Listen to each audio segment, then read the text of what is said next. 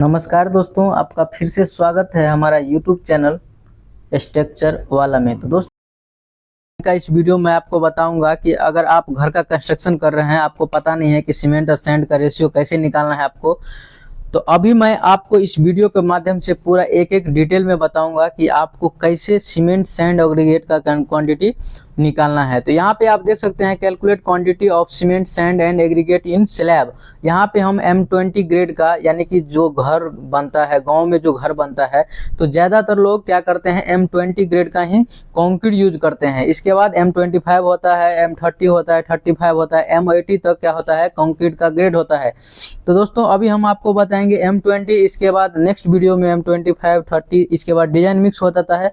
तो हम अभी आपको बताएंगे कि कैसे आपको सीमेंट सैंड एग्रीगेट का क्वांटिटी निकालना है। यहाँ पे आप देख सकते हैं दोस्तों, एक स्लैब है हमारे पास। जो स्लैब का अगर लेंथ का बात करेंगे तो 6 मीटर है और चौड़ाई इसका कितना है, 12 मीटर है। और स्लैब का थिकनेस का बात करेंगे तो 150 mm क्या है, स्लैब का थिकनेस दिया गया है, यानी कि 0.150 मीटर। तो अभी हम इसका कैलकुलेशन कैसे करेंगे, यहाँ पे देख सकते हैं। अगर लेंथ का बात करेंगे तो लेंथ हम 12 मीटर लिख दिए, इसके बाद ब्रीथ 6 मीटर और थिकनेस ऑफ स्लैब 0.150 मीटर, यानी कि थिकनेस ऑफ स्लैब। स्लैब का जो भराई होगा, मोटाई है, वो लिख दिया हमने। यहाँ पे आप देख सकते हैं कि ग्रेड ऑफ कंक्रीट क्या है, M20 है। उसका रेशियो का बात करेंगे तो 1:3 का रेशियो होता है, यानी कि 1:3 का रेशियो होता है। तो अब क्या करना है दोस्तों, इसका क्वांटिटी निकालने के लिए सबसे पहले क्या करना है आपको, इस स्लैब का टोटल क्वांटिटी निकालना है। स्लैब का टोटल क्वांटिटी निकालने क्या करना है आपको, लंबाई, चौड़ाई और ऊंचाई को क्या करना है, आपस में गुना कर देना है। जब इसको आप गुना कर देंगे तो आपके पास एक वॉल्यूम आ जाएगा। तो इसका वॉल्यूम आ जाएगा तो हम लिखेंगे यहाँ पे वॉल्यूम ऑफ वेट कंक्रीट। तो वेट कंक्रीट वॉल्यूम निकाल लिया हम। तो निकाल लिए तो क्या किया हम, LBH यानी कि लंबाई, चौड़ाई और ऊंचाई से जब इसको गुना कर दिए तो हमारे पास कितना हो गया, 10.8 m3। तो अब क्या करना है, जब ये आ जाएगा तो आपको दोस्तों क्या करना है, ये तो हमारा वेट वॉल्यूम है। तो वेट वॉल्यूम को क्या करना होता है, सबसे पहले हमको ड्राई वॉल्यूम में कन्वर्ट करना होता है। तो हमारा ड्राई वॉल्यूम में कन्वर्ट करने के लिए हमारा इंजीनियरिंग का एक थंब रूल है कि उसको 1.54 से क्या करना पड़ता है, मल्टीप्लाई करना पड़ता है। क्योंकि अभी जो आप निकाले हैं ये क्या है, हमारे पास वेट वॉल्यूम है, यानी कि इसमें वाटर मिक्स है। तो हमको क्या करना है, पहले हमको तो वाटर मिक्स करके नहीं मंगाएंगे सीमेंट सैंड एग्रीगेट, तो हम तो ड्राई मंगाएंगे। तो ड्राई मंगाएंगे, इसीलिए हम क्या करेंगे, उसको इसमें कन्वर्ट करके हम पहले क्वांटिटी निकालेंगे कि हमको टोटल क्वांटिटी कितना लगने वाला है। तो यहाँ पे हमने लिख दिया है कि वॉल्यूम ऑफ वेट कंक्रीट क्या होगा। तो हमारे पास टोटल जब इसको कैलकुलेट कर देंगे तो आएगा 10.8 m3। इसके बाद दोस्तों क्या करना है, ड्राई वॉल्यूम इक्वल टू होता है वेट वॉल्यूम इंटू 1.54। तो हम क्या किए, इस हमारे पास वेट वॉल्यूम कितना था, 10.8 m3 था। इसको हम जब गुना कर दिए तो हमारे पास आ गया 16.63 m3। इसके बाद दोस्तों मैं बता दूं, इसके बाद क्या करना है आपको, ये जो M20 ग्रेड का कंक्रीट है, इस तीनों का क्या करना है, सम कर लेना है आपको इसका कैलकुलेशन करने के लिए। तो इसी को बोला जाता है सम रेशियो।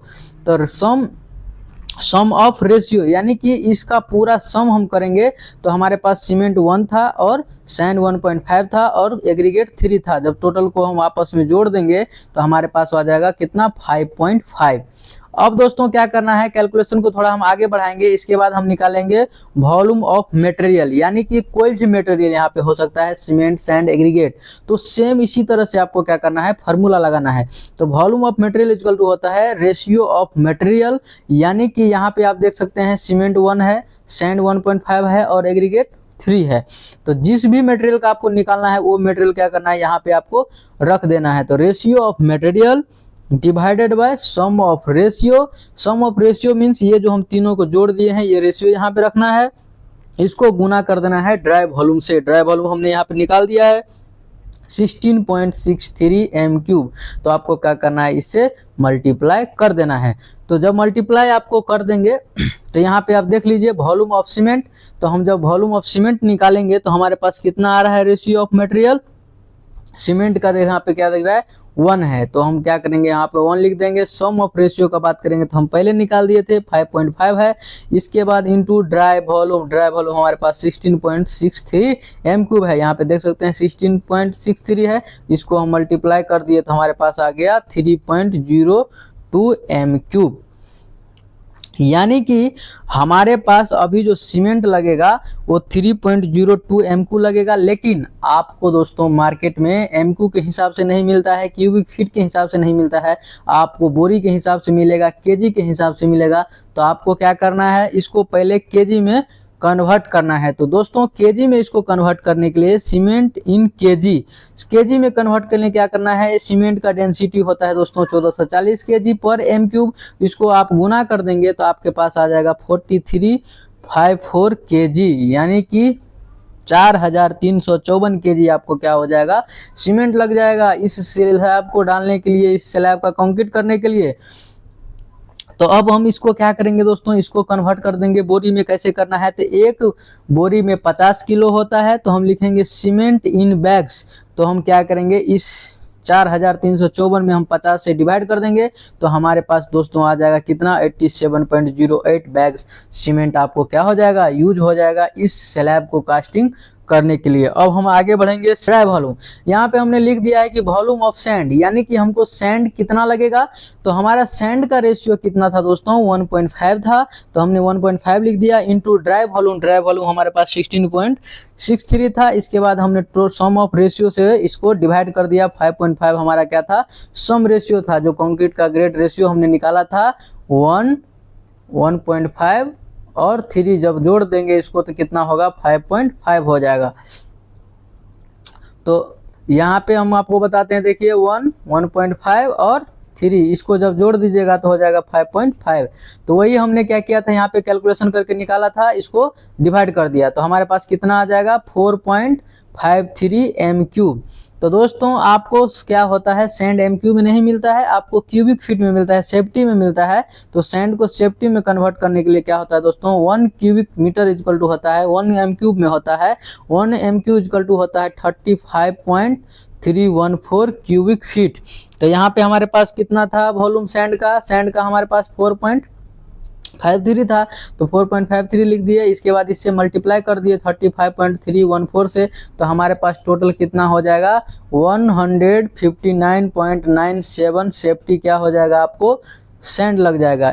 सैंड इन केजी का अगर बात करेंगे, केजी में कन्वर्ट करना है दोस्तों, तो सैंड का डेंसिटी होता है आपको 1600, तो इसमें गुना कर देंगे तो हमको आ जाएगा कितना, 7248 केजी क्या हो जाएगा, आपको सैंड लग जाएगा। अब हम दोस्तों बात करेंगे वॉल्यूम ऑफ एग्रीगेट। तो वॉल्यूम ऑफ एग्रीगेट हमारे पास अभी भी हमने बताया था कि हमारा एग्रीगेट का रेशियो कितना है 3, तो हम 3 लिख दिए। टोटल सम रेशियो 5.5 था तो 5 लिख दिए।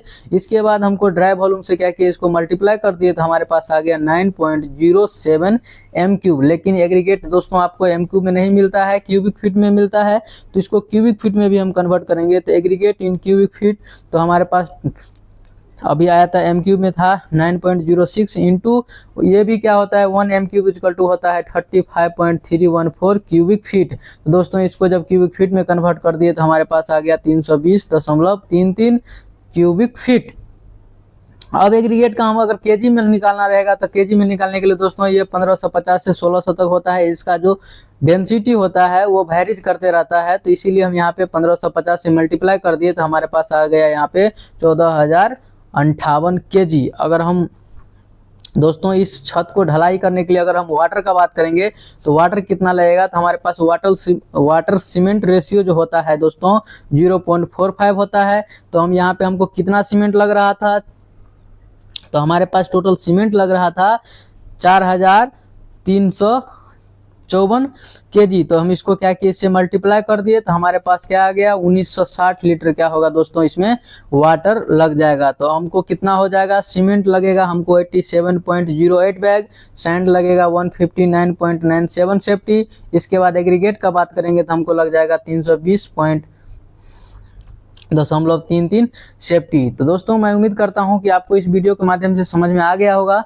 कि अगर आप M20 ग्रेड का कंक्रीट यूज करते हैं घर बनाने के लिए, मान लीजिए आप M20 ग्रेड का कंक्रीट यूज कर रहे हैं स्लैब कास्टिंग करने के लिए, तो आपको सीमेंट, सैंड और एग्रीगेट का क्वांटिटी कैसे निकालना है आपको मालूम चल गया होगा। तो दोस्तों अगर आप हमारे चैनल पे फर्स्ट टाइम विजिट करते हैं तो चैनल को लाइक, कमेंट और सब्सक्राइब, शेयर जरूर कीजिएगा।